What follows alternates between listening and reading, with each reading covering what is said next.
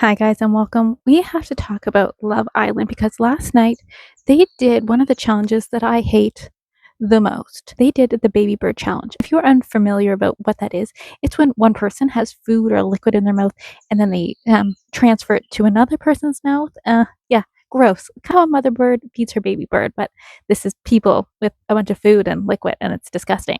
Love Island seems to love doing this. They love it. Well, at least the USA version. I don't know about the UK, but for sure the USA version does it. I don't watch every season of Love Island USA, but the ones I have watched from season 6 till now, they have done this challenge at least once in their season.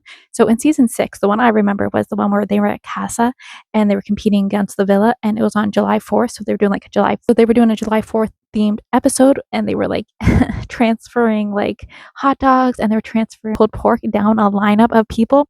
So it just got more spit and more gross the further down the line they went. It was disgusting. Keep the pace! Keep it going! Keep it going! Oh my god!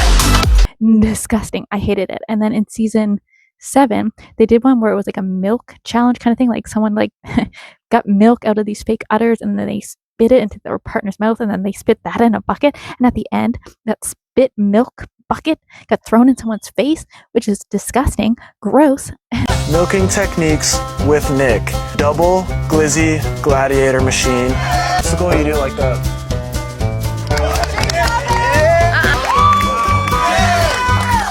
And then in this season, and then in the Love Island USA Games one, they also had one where they were literally dressed as birds and they baby birded it, but they had to spit it into like a bucket of someone they want to eliminate.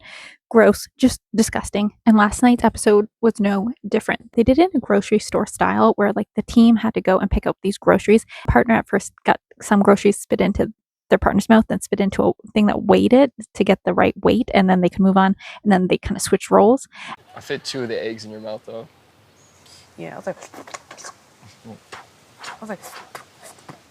come on.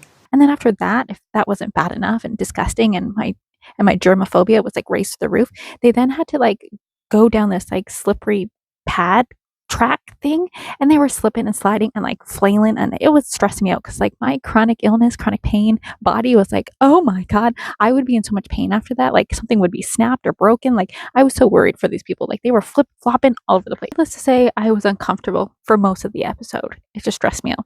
But at the end of the episode, we got to see who made it to our final 4.